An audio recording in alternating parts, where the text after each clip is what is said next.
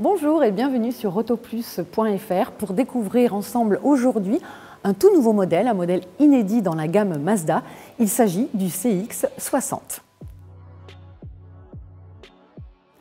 Alors dans la gamme des SUV de la marque, il y a le MX-30 qui est un modèle 100% électrique et puis il y a aussi le CX-30 et le CX-5, le plus grand jusqu'ici. Mais aujourd'hui avec ce CX-60, on franchit un cap différent puisqu'on peut considérer que c'est le grand frère qui va mesurer 4,75 m, soit 20 cm de plus que le CX-5. Mais la particularité de ce tout nouveau modèle, c'est que ce sera le premier hybride rechargeable de la marque et ça c'est vraiment très important pour le futur.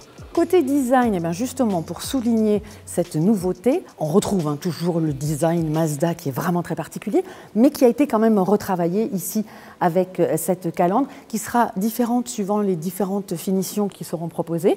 Et puis aussi, on retrouve ici des optiques vraiment atypiques qui sont apparues pour la première fois justement sur le modèle MX-30 100% électrique.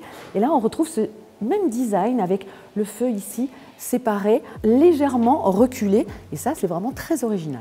Je vous parlais en introduction du gabarit de ce CX-60. C'est à peu près la dimension d'un Volvo XC60 ou d'un BMW X3 ou encore d'un Audi Q5. Et même celui-ci est un petit peu plus grand de 5-6 cm.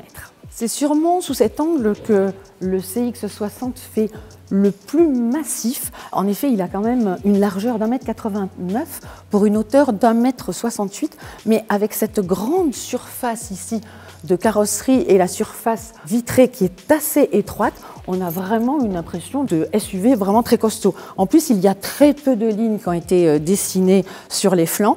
Le seul petit détail qui apporte un peu de fantaisie, c'est ici cet emblème avec écrit donc PHEV, puisque je vous le rappelle, c'est un modèle hybride rechargeable. Et puis surtout, ce qu'on remarque, c'est que la cabine a été quand même extrêmement reculée comparée par exemple à un CX-5.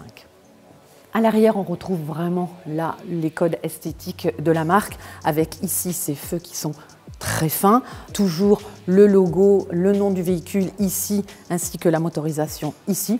Rien de particulier, mis à part donc ce coffre qui est annoncé avec un volume de 477 décimètres cubes et qui pourra augmenter à 570 en tenant compte du logement sous le plancher.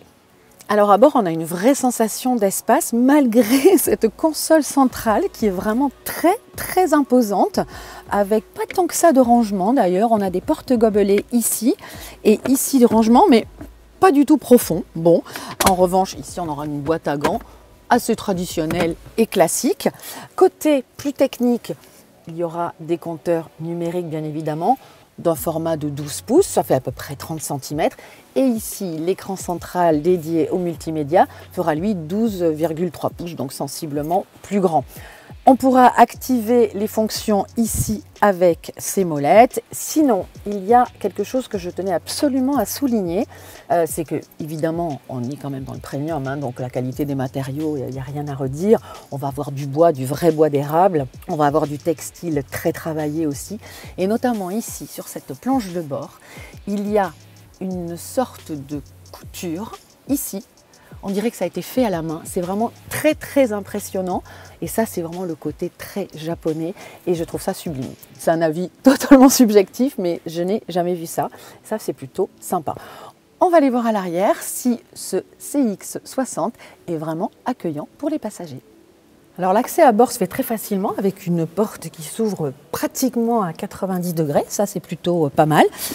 Et puis, installé à l'arrière, on a une position quand même assez haute, un plancher qui n'est pas plat, normal c'est de l'hybride rechargeable, mais quand même le tunnel n'est pas trop imposant, ça c'est bien. Bon, la place centrale sera assez surélevée, mais j'ai juste remarqué un petit détail tout à l'heure, je parlais de la précision japonaise dans les détails, les finitions. Un petit regret quand même pour ce type de véhicule quand même assez haut de gamme, c'est que l'intérieur des vides-poches dans les portières n'est pas tapissé de moquettes ou quelque chose comme ça, pour justement éviter le bruit ou les objets qui se baladent. Ça c'est quelque chose qui est un petit peu gênant à ce niveau de finition. Sinon, belle sensation d'espace.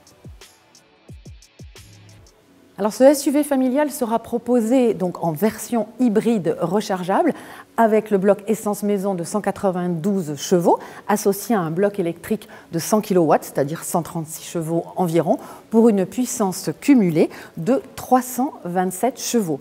Par la suite, 1 an et demi après à peu près, il devrait y avoir une autre version avec un 6 cylindres qui bénéficiera d'une hybridation légère, 48 volts, mais bien sûr, on en reparlera d'ici là. Sinon, vous l'avez compris, cet imposant SUV entend jouer justement dans la cour un peu des premiums. Je vous ai cité tout à l'heure Volvo, BMW, Audi. On pense qu'il gravitera dans cette sphère-là. Et notamment quand on regarde ces tarifs qui sont annoncés à partir environ de 50 000 € et jusqu'à 70 000 € selon le niveau de finition.